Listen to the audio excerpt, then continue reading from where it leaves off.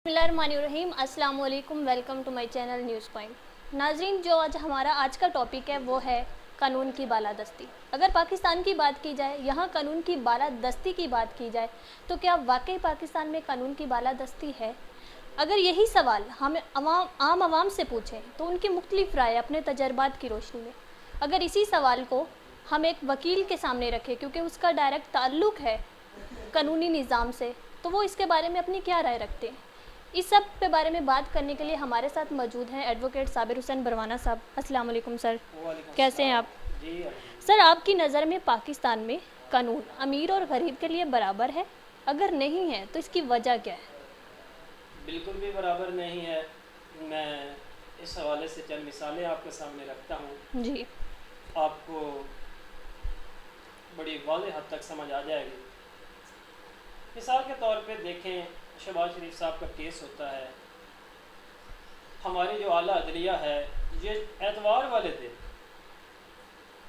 Case को समाअत के लिए रख देती है। उसी दिन दायर होता है, उसी दिन को समाअत के लिए रख दिया जाता है, उसी दिन रिलीफ भी दे दिया जाता है। जी आप ये सोशल मीडिया पे, इलेक्ट्रॉनिक मीडिया, प्रिंट मीडिया, उस पर भी एक वाक़या रिपोर्ट हुआ था। बलूचिस्तान के अंदर किसी वज़ीर मौसूफ की गाड़ी के नीचे एक बेचारा कांस्टेबल कुचला गया था, जी और हमारा जो ये निज़ाम था, ये उस वज़ीर को सज़ा नहीं दे सका था। जी एक मशहूर वाक़या है, शाहज़ेब कत्ल केस, ये कराची में हुआ था। हम सब ने देखा कि उसके जो कातिल हैं वो बहुत जल्द इस निज़ाम को शिकस्त देते हुए वो आज़ाद घूमने लगे, वो सज़ा से बच गए। जी मैंने अक्सर इस फील्ड में आने के बाद बहुत सारे जो तजर्बाकार लोग हैं उनसे ये सुना है कि जो कानून है ना, ये एक रबड़ की मानंद है, इसको चाहे जैसे फेर दो। अगर किसी गरीब का मसला है तो उसे कुचल दो, उसे सजा दे दो। मुझे याद आ गई बात, एक मुर्गी चोर था। अब देखिए उसमें क्या सजा हो सकती है उसे, एक मुर्गी की कितनी कीमत होगी। 5 साल तक वो बेचारा जेल में पड़ा रहा। 5 साल तक ना तो उसकी ज़मानत हुई। 5 साल बाद जाके ये निज़ाम इंसाफ कहता है, फिर कहा क्या कि उसने ये चोरी की ही नहीं थी। तो इससे आप खुद अंदाज़ा लगा लें कि अमीर और गरीब के लिए कानून बराबर है या नहीं है। मेरा ज़ाती ये ख्याल है कि कानून बिल्कुल भी बराबर नहीं। कानून अमीर के घर की लौंडी है। आप जी बिल्कुल बिल्कुल, इसमें कोई शक नहीं। बल्कि मैं ये कहूँगा, जिसका दिल चाहे पैसा लगा के अपनी मर्जी का फैसला ले ले, बिल्कुल जिसका दिल चाहे पैसा लगा के निज़ाम इंसाफ को ख़रीद ले। और सिर्फ ये, इसमें सिर्फ अदलिया नहीं आती, इसके साथ बहुत सारे महकमे जुड़े हैं। वो चाहे जिस महकमे को ख़रीद ले, ये कोई मसला नहीं है।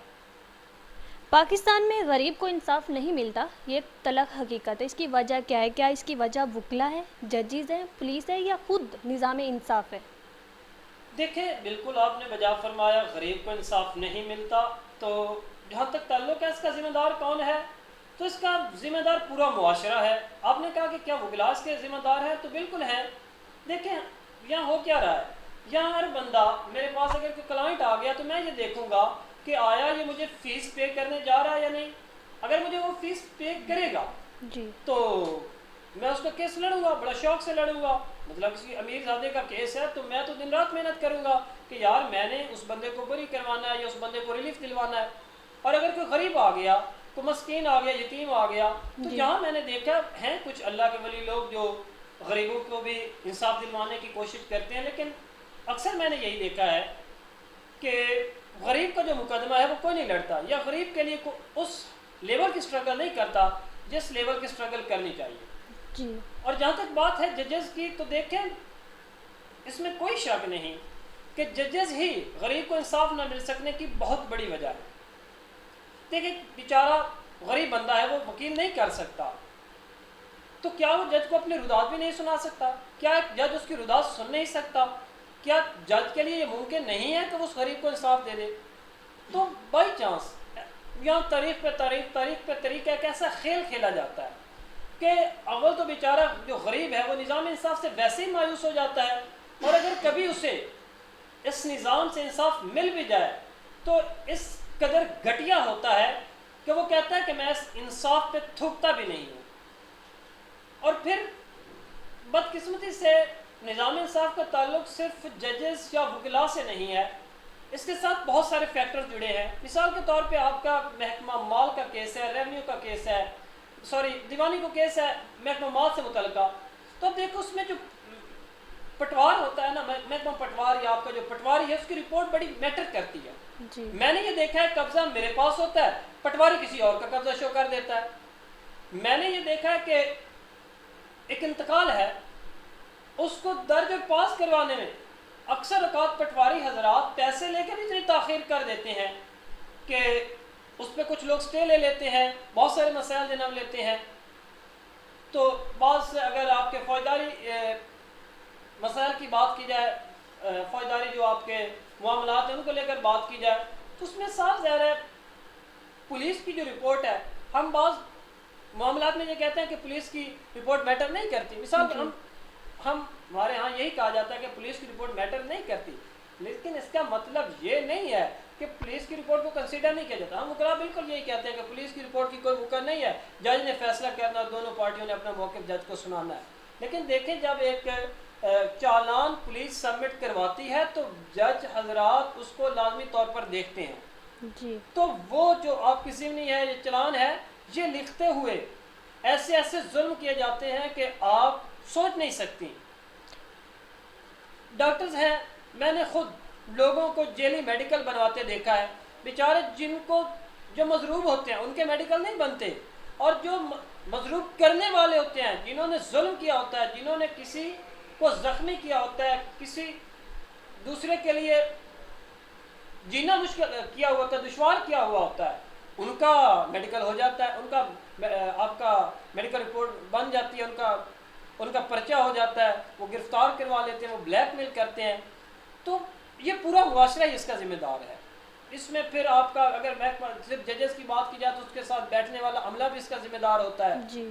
تو میں اگر اس کو کنکلوڈ کروں تو میں یہ کہہ سکتا ہوں کہ اس میں ہم سب قصوروار ہیں. جی. اگر ہم چاہتے ہیں کہ غریب کو انصاف ملے تو پھر جب کسی غریب کی بات کہیں نہ سنی جا رہی ہو تو ٹھیک, اگر کوئی بھی بات نہیں سننا تو اس علاقے کے آخر کوئی وڈیرا ہوگا, اس علاقے میں کوئی نہ کوئی تو ایسا ہوگا جو مالدار ہوگا.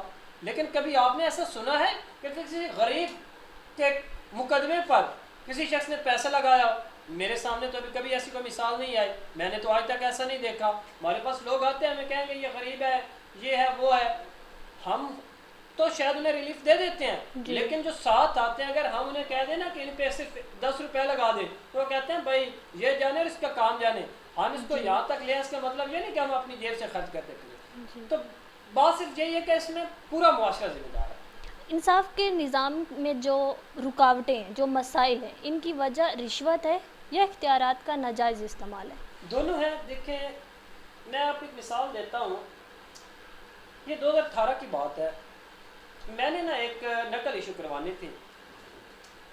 ایک ہوتا ہے پرت پٹوار ہوتی ہے, ایک پرت سرکار ہوتی ہے. جو پرت سرکار ہے یہ آپ کو مطلب ادھر ڈی سی آفس سے ملتی ہے. تو میں نے پرت سرکار کے لیے اپلائی کر دیا. ریکارڈ تھوڑا پرانا تھا. جی. انہوں نے میرا ہاتھ دبایا, کہتا ہے بھائی اس پہ نا 1000 روپیہ مٹھائی لگے گی. میں نے کہا میں وکیل ہوں, میں نے 1 روپیہ نہیں دینا. تو میں نے کہا ٹھیک ہے. یقین مانے میں 15 دن تک دھکے کھاتا رہا, مجھے کسی نے نقل نہیں دی. میں بالآخر ڈی سی صاحب کو پیش ہو گیا. میں نے کہا جناب یہ ظلم ہو رہا ہے آپ. جی. تو انہوں نے کہا جناب وہ فائل مل نہیں رہی, وہ فائل گم ہو گئی ہے. تو ہمیں بڑی ارجنٹ ضرورت تھی. خیر میں نے کوشش کی, انہیں سفارشیں بھی کروائی جیسے ہی ہمارا کلچر ہے. لیکن جب کوئی بات نہیں مان رہی تھی تو میں نے ایک دن اسے سائڈ پہ بلایا. میں نے کہا یار وہ پیسے لے لے, میرا کام کر دے. جی. تو اس نے کہا یار میں آپ کو کام تو کر دیتا ہوں, لیکن یہ کہ کل آپ کو نا آپ میرے خلاف پہلے ڈی سی صاحب کے پاس پیش ہوئے تھے, تو کل یہ نہ ہو کہ کہیں آپ میرے خلاف ڈی سی صاحب کے پاس شکایت لے کر چلے جائیں اور مجھے کوئی سزا نہ ہو جائے یا کچھ بھی ہو سکتا ہے. میں نے اسے زبان دی, تب جا کے اس نے مجھے نقل ایشو کی. اور پھر میں نے اس کے بعد یہی سیکھا کہ یار اگر آپ دے دلا کے کوئی کام کروا لیں تو وہ زیادہ بہتر ہے, بجائے آپ اس بات پہ ڈٹے رہیں کہ جناب نہیں میں نے تو پیسے نہیں دینے. تو یہ دیکھیں کہ وکیل کو اگر پیسے دینے پڑتے ہیں جی تو عام عوام کا کیا حال ہوگا. اور میں اسی حوالے سے میں ایک ضمنی بات کروں گا کہ میرا ایک دوست اگلے دن مجھے ملنے آیا, وہ کسی بحر کی بار کا ممبر تھا. اس نے جی کہا صابر کبھی تو عدالت میں کوئی نقل یا کبھی کروانے گیا یا کبھی مطلب عدالتی عملے سے آپ کا میل کسی حوالے سے میل ملاپ ہوا نہیں. وہ کہتا ہے یار اگر جائے نا کسی کلائنٹ کو لے کے تو یار انہیں 100-200 دلوا دیا کرنے. کہا کیوں, کس بات کے 100-200 دلوا. کہتا ہے یار نا وہ آپ کی پھر رسپیکٹ کرتے ہیں, اگر آپ جاتے ہیں تو وہ آپ کو پہلے فائل نکال کے رکھتے ہیں مال صاحب یا فلاں بات کریں. تو یہ رویہ ہے آپ کا جناب وکلا حضرات کا, اور باقی عام عوام کا کیا ہوگا. میں اکثر دیکھتا ہوں ہمارے پاس اگر آتے ہیں وہ ہمیں لوگ کہیں گے یار یہ 500 نا ریڈر کو دلوا دیں میرا اور تاریخ چھوٹی دلوا دیں. دیکھیں صرف تاریخ چھوٹی لینے کے لیے کہ اگر وہ مہینے کی ڈال رہا ہے, اگر آپ نے ایک ہفتے کی ڈلوانی ہے تو وہ 100-200-500 روپے آپ نے رشوت دینی ہے. اس حد تک رشوت کا کلچر عام ہو چکا ہے اور سب ہنسی خوشی رشوت دے رہے ہوتے ہیں. اور اگر کوئی کہے کہ آپ نے رشوت نہیں دینی تو اس کو برا سمجھا جاتا ہے, اسے کہا جاتا ہے کہ آپ اس کو رشوت مانا ہی نہیں جاتا, یہ تو ایک ٹرینڈ بن چکا ہے نا, ٹرینڈ بن گئے. سچ ہے, اس کو ایک یہ ٹرینڈ بن چکا ہے. اور باقی جہاں تک بات ہے آپ نے کہا دوسرا اختیارات کا ناجائز استعمال, تو یہ بھی ایک ہے. اب دیکھیں جج کی کرسی پہ بیٹھ گیا, اس کا کام کیا تھا؟ اس کا کام یہ تھا کہ اس نے انصاف دینا تھا. جی لیکن بدقسمتی سے سالوں سال کیسز چلتے ہیں. مجھے یاد آ گیا, ہمارے پاس ایک ریسنٹ کیس ہے, ابھی ہم ہائی کورٹ سے وہ ہم نے ریمانڈ کروایا, واپس نیچے لے آئے ہیں سول کورٹ میں. جی 1986 میں کیس دائر ہوتا ہے. وہی میرا نیکسٹ کویشچن بھی تھا کہ اکثر ایک کیس دائر ہوتا ہے 1970 میں ایک کیس دائر ہوتا ہے, لیکن اس کا جو فیصلہ ہے وہ 2020 میں ہمیں مل رہا ہے, اور وہ جو کیس دائر کرنے والا تھا وہ بھی اب نہیں رہا دنیا میں. تو اس کی وجہ کیا ہے؟ یہ نظام کب تبدیل ہوگا؟ اتنا یہ جو نظام انصاف میں تاخیر لا رہے ہیں, یہ کیا وجہ ہے اس میں؟ دیکھیں مسئلہ یہ ہے کہ میں یہ سمجھتا ہوں کہ ایک تو اس حوالے سے بہت زیادہ اصلاحات کی ضرورت ہے. نہ تو حکومتیں اصلاحات پر توجہ دیتی ہیں, جی سیاسی جماعتوں کو اپنے مفادات عزیز ہوتے ہیں, سیاستدانوں کو اپنے مفادات عزیز ہوتے ہیں, بیوروکریسی کو اپنے مفادات عزیز ہوتے ہیں. ہر جو ڈپارٹمنٹ ہے نا یا ہر شعبہ سے جو منسلک لوگ ہیں وہ اپنے اپنے مفادات کا تحفظ کرنے میں لگے ہوئے ہیں. میں ویسے آپ نے کہا میں نے بھی یہ 1984 میں کیس دائر ہوتا ہے. اب 2021 آ گیا, ہائی کورٹ میں وہ کیس کیا ہے اور ہم وہاں سے ریمانڈ کروا کے نیچے لے آئے ہیں. اس میں تھوڑا ایشو یہ تھا کہ اس میں شیعہ سنی کا ایشو تھا. پارٹیاں جو دونوں تھیں, ایک جیسے پلینٹف ہوتا ہے ایک ڈیفینڈنٹ ہوتا ہے, دونوں اس بات پر متفق تھیں. 2001 میں دونوں نے تحریری طور پر بیانی حلفی دے دیا تھا کہ ہمارا جو بزرگ تھا وہ شیعہ تھا. شیعہ لا کے تحت انتقال ہو گیا. اس کے بعد پھر ان کے درمیان کو کلیشز ہوئے, وہ کیس چل پڑا. جی وہ چلتے چلتے ہائی کورٹ ہائی کورٹ جب گیا نا تو ہائی کورٹ سے وہ کچھ معاملات اس طرح کے تھے کہ کیس کو ریمانڈ ہونا پڑا. اس میں کچھ ایسے فلاز تھے, مطلب کچھ ایسے ڈرا بیکس تھے. واپس آیا تو جو ایڈیشنل سیشن جج صاحب تھے انہوں نے اس کیس کا فیصلہ سنی لا کے مطابق کر دیا. جی اب جب وہ کیس گیا ہائی کورٹ میں تو جب وہاں فائل پڑی گئی انہوں نے کہا جناب یہ تو ممکن ہی نہیں تھا, تو وہاں درخواست دی, وہ پھر ریمانڈ ہو گیا. اب پھر دوبارہ سے وہ سول جج سنے گا. اب خود اندازہ لگا لیں تو یہ 35 سال بن رہے ہیں. اب 35 سال میں ایک بندے کا کیس جہاں سے شروع ہونا تھا وہاں کے کھڑا ہو گیا, اور مجھے لگتا ہے کہ اس کو اس نظام سے انصاف لینے میں شاید اب اور 35 سال لگ جائیں گے. تو یہ ہے ہمارے سسٹم کا ظلم ہے, اور اس کو پتہ نہیں کیسے بدلا جائے گا, کب بدلا جائے گا. اس حوالے سے ہر کسی کو اپنا کردار ادا کرنا چاہیے, سول سوسائٹی کو, وکلا تنظیموں کو, عدلیہ کو, بیوروکریسی کو, چیف جسٹس صاحب کے حوالے سے نوٹا لینا چاہیے, وکلا تنظیموں کے اعتماد میں لینا چاہیے. کوئک جو یہ نظام اس کو تھوڑا کوئک کرنا ہوگا. ہمیں ٹائم لائن سیٹ کرنی ہوگی کہ اس کیس کا فیصلہ اتنے وقت میں کرنا ہے, اس کیس کا فیصلہ. اور ایک چیز اور دیکھیں, اس بات کو لے کے میرے شاید وکلا بھائیوں کو بھی بہت زیادہ تکلیف پہنچے گی اور وہ کہیں گے کہ نہیں ایسا نہیں ہو سکتا, لیکن شاید ہمیں درجہ بندی کر دینی چاہیے. ہمیں یہ فیصلہ کر لینا ہوگا کہ اس معاملات کو محکمہ مال دیکھے گا, ان معاملات کو عدلیہ دیکھے گی، ان معاملات کو ناظرہ دیکھے گا. اس طرح ہر محکمے کی ہمیں پیرامیٹرس مطلب نا ان کی جو ڈومینز ہیں وہ سیٹ کرنا ہوں گے، اور ہر جو کہہ لیں جو ڈپارٹمنٹ ہے اس کو ہمیں اس کی ڈومین کی حد تک روکنا ہوگا، اور اسے یہ بھی ساتھ مطلب یہ ڈائریکشن دینا ہوگی، کوئی ایکٹ پاس کیا جائے یا جو بھی اس حوالے سے جو ہمارے لیجسلیچر ہیں ان کو اس حوالے سے وکلاء تنظیم اور باقی جو سارے چیز سے جڑے ہیں ان کو اعتماد میں لے کے کہ ایسا نظام بنانا ہوگا کہ غریب کو اگر گھر چوری ہو جاتی ہے تو اس کو اس چوری کا انصاف لینے کے لیے چاہے اسے انصاف ملے یا نہ ملے، کم سے کم اسے 2 4 6 ماہ میں یہ تو پتہ چل جائے یار مجھے کچھ ملنا ہے یا نہیں. جی اب چوری 2001 میں ہوتی ہے، فیصلہ 2018 میں ہوتا ہے، اب اس بندے کو کیا فائدہ؟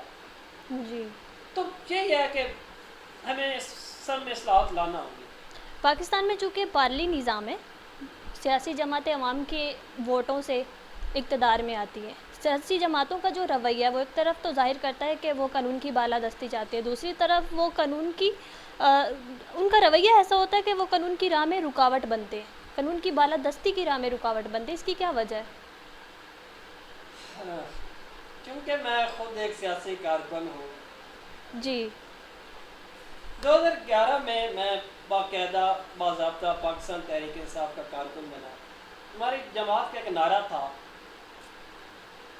کہ نظام کی تبدیلی ہم سے، اور اس سب میں مجھ سمیت ہزاروں لاکھوں نوجوانوں نے کوئی شاید کوڑے بھی کھائے، پتھر بھی برداشت کیے، تانے بھی سہے، اور پتہ نہیں کیا کیا کیا برداشت نہیں کیا. میرے بہت سارے دوست جیل میں بھی گئے، میرے بہت سارے دوستوں پہ FIR بھی ہوئی.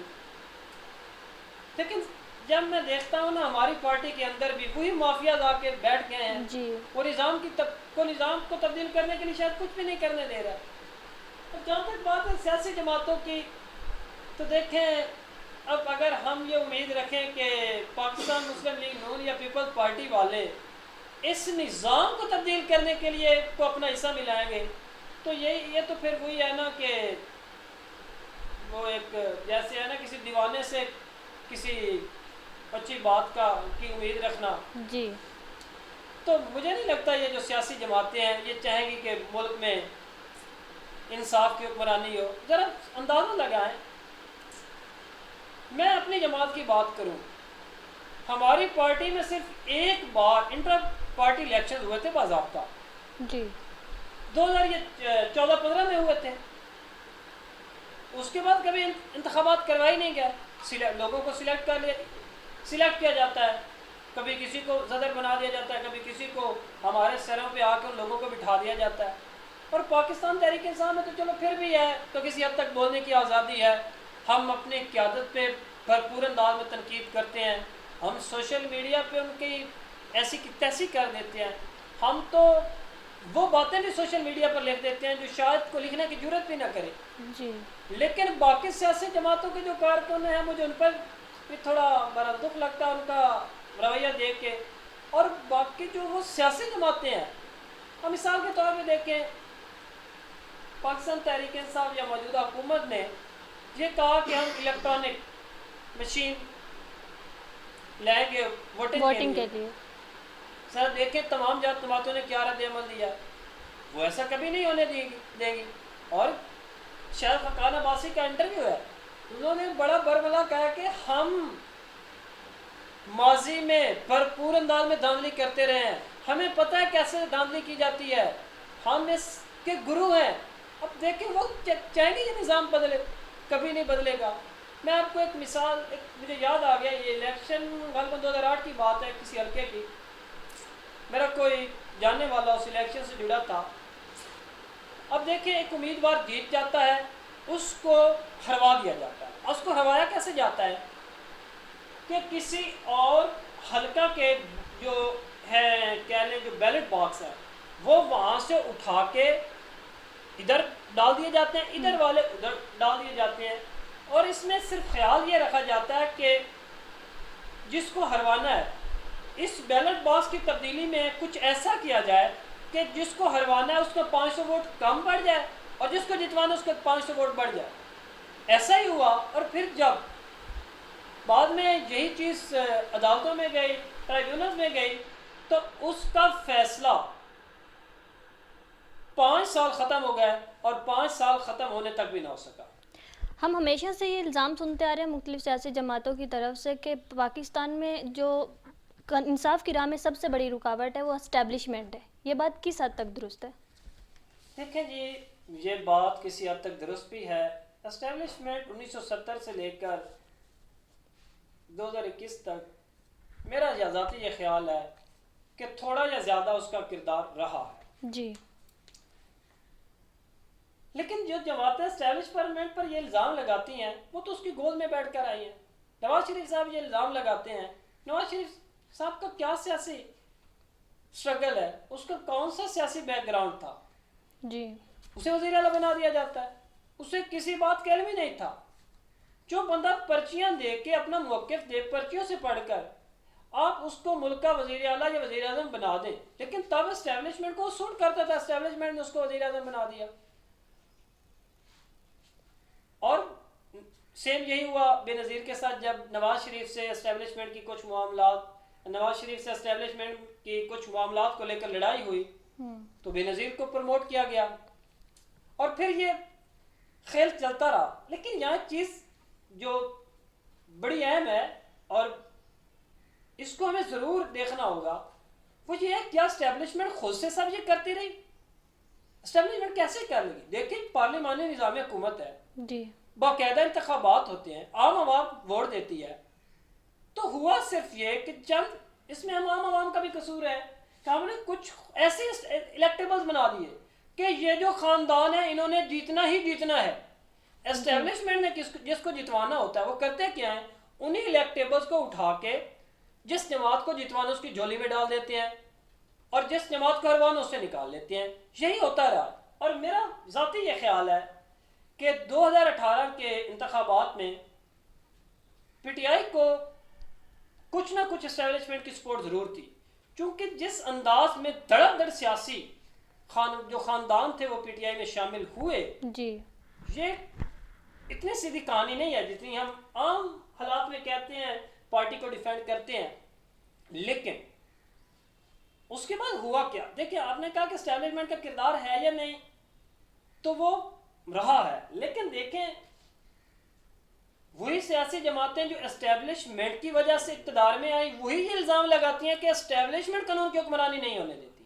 جی. میرا یہ سوال ہے کہ آج جب عمران خان یہ چاہتا ہے کہ میں جو ووٹنگ سسٹم اس کو صاف اور شفاف بناؤں گا، جی. تو وہی جماعتیں جو اسٹیبلشمنٹ پر الزام لگاتی ہیں وہ ووٹنگ سسٹم کو صاف اور شفاف کیوں نہیں ہونے دیتی؟ صرف اس لیے کہ ان کے مفادات کو زک پہنچتی ہے، انہیں تکلیف ہوتی ہے سب سے. تو اسٹیبلشمنٹ میں یہ سمجھتا ہوں وہ چاہتی ہے کہ اس ملک میں قانون کی حکمرانی ہو، لیکن سیاسی جماعتیں جو اس نظام سے فائدہ اٹھاتی ہیں، وہ مافیات جو اس نظام سے فائدہ اٹھاتے ہیں، آپ یہاں کسی عام سے جو لوکل سطح پہ یا امیر زادے ہوتے ہیں ان کو ذرا اس قانون سے سزا دلوا دیں نا. ان کو نہیں ہوتی تو یہ جو بڑے بڑے مگرمچھ پڑے ہیں ان کو کیسے ہوگی؟ جی. دیکھیں جب یہ جہانگیر ترین ہے، ہم بطور کارکن ہم خود اس کا دفاع کرتے تھے، لیکن کیا ہوا ہے ابھی؟ ایک جانب یہ کہا جاتا ہے کہ اس نے اربوں روپے کی چوری کی ہے، لیکن دوسری جانب ایک کمیٹی بنا دی جاتی ہے. وہ کس قانون کے تحت بنائے گی بھائی؟ میں نے تو ایسا کوئی قانون نہیں پڑھا. ایک کمیٹی بنا دی جاتی ہے کہ جناب علی ظفر صاحب دیکھیں گے، وہ جہانگیر ترین سے میٹنگز کریں گے، وہ نیب سے میٹنگز کریں گے، وہ ایف پی آر سے میٹنگز کریں گے، ایف آئی اے والوں سے میٹنگز کریں گے. تو ان کی جو رپورٹ ہوگی اس کی بنیاد پہ جناب سارا کچھ ہوگا. تو دیکھیں جی وہ آج تک نہ تو رپورٹ سامنے آئی ہے، جہانگیر ترین کی ضمانتیں بھی ہو جاتی ہیں، نیب اور ایف آئی اے کہتے ہیں کہ ہمیں ان سے کوئی کہتے ہیں جی ہمیں ان سے تو کوئی مسئلہ ہی نہیں ہے. تو مسئلہ سیاسی جماعتوں میں ہے، مسئلہ مافیاز میں ہے، مسئلہ اس نظام میں ہے، لیکن ہم اس کا الزام اسٹیبلشمنٹ کو دے دیتے ہیں. جی. صابر صاحب، ہمارا آخری کویسچن ہے آپ سے، کیا انصاف کی حکمرانی میں عوام اپنا کردار ادا کر سکتی ہے، یا ہم یہ کہیں کہ انصاف کی حکمرانی میں عوام بھی کسی جگہ کوئی رکاوٹ کھڑی کرتی ہے یا کر سکتی ہے؟ دیکھیں عوام ہی تو سب کچھ ہے. بدقسمتی سے پاکستان بننے سے لے کے اب تک ہم نے ذات کی بنیاد پہ، دھڑوں کی بنیاد پہ، مسلک کی بنیاد پہ زبان کی بنیاد پہ، جاگ پنجابی جاگ کے نام پہ، پتہ نہیں کس کس نام پہ ہم نے ووٹ دیے. جب ہم ووٹ ہی ان بنیادوں پہ دیں گے تو جو جس نعرے کی بنیاد پہ منتخب ہو کے آئے گا وہ اسی نعرے کا دفاع کرے گا. اس کو ہم عام عوام سے کیا لینا دینا ہے؟ ہم اگر عام عوام چاہیں، ہم اگر آج کسی نظریہ کے ساتھ کھڑے ہو جائیں، ہم اگر آج عام عوام یہ فیصلہ کر لیں کہ ہم نے نظریہ کو ووٹ دینا ہے نہ کہ کسی شخص کو، برادری کو، کسی دھڑے کو، تو یہ نظام خود بخود بدل جائے گا. سر ظلم دیکھیں، جب ہم لاسٹ کیمپین میں گھوم رہے تھے کسی ایک سیاستدان کے ساتھ، تو یقین مانے میں نے کسی بھی بندے کو یہ نہیں کہتے ہوئے سنا کہ آپ ہمیں سکول دینا، آپ ہمیں ہسپتال دینا، آپ ہمارے علاقہ میں کوئی ووکیشنل کالج بنوائیں، آپ ہمارے علاقہ میں کوئی انفراسٹرکچر کو لے کر کوئی کام کروائیں، آپ ہمارے علاقہ میں کوئی سرکاری منڈی کا مطلب سرکاری منڈی بنوائیں. کوئی ایسا مطلب کوئی بھی ایسا مطالبہ نہیں کیا گیا جس سے عام عوام کو فائدہ ہو. کہا کیا جاتا ہے جی آپ ہمارے جنازے پر نہیں آئے تھے، آپ ہماری شادی پر نہیں آئے تھے، آپ نے فلاں ہمارا پرچہ نہیں کروایا تھا، آپ نے فلاں ہمارا محکمہ مال میں کام تھا وہ نہیں ہمارا کروایا تھا. جب ہم نے سیاست دانوں کو، ہم عام عوام ہیں نا، ہم نے سیاست دانوں کو جوڑ بھی نہیں چیزوں سے دیا. ہم نے وہ فاتحہ خوانی سے، جنازوں سے، جھوٹے پرچے کروانے سے، شادیوں پہ آنے سے، اس سب سے جب جوڑ دیا ہے تو پھر یہی کریں گے. تو اس میں قصور ہی ہمارا ہے. آج یہ جماعت، آج یہ اگر ہم عام لوگ اگر کسی نظر، میں یہ نہیں کہتا کہ دیکھیں میں عمران خان کا ووٹر ہوں، سپورٹر ہوں اور ہمیشہ رہوں گا، مجھے اس سے اختلافات ہیں جیسے میں نے پہلے بھی کہا، لیکن مجھے یہ لگتا ہے کہ جو اس وقت دستیاب آپشن ہے وہ ان میں سب سے بہتر ہے. میں اسی کو ووٹ دوں گا، سپورٹ کروں گا. میں کسی کو یہ نہیں کہتا کہ آپ ضرور عمران خان کو ووٹ دیں، آپ پارٹی کو ووٹ دیں، نظریہ کو ووٹ دیں، تاکہ نظریہ کی بنیاد پہ کمپین ہو، نہ کہ دھڑوں کی بنیاد پہ، الیکٹیبلز کے نام پہ. جی بہت شکریہ صابر صاحب، آپ نے ہمیں اپنا قیمتی وقت دیا. ناظرین آپ نے دیکھا کہ کس طرح ملک میں جو قانون ہے وہ امیر کے گھر کی لونڈی ہے، اور یہاں قانون کی بالکل بالادستی نہیں ہے. اجازت دیجیے، اللہ حافظ.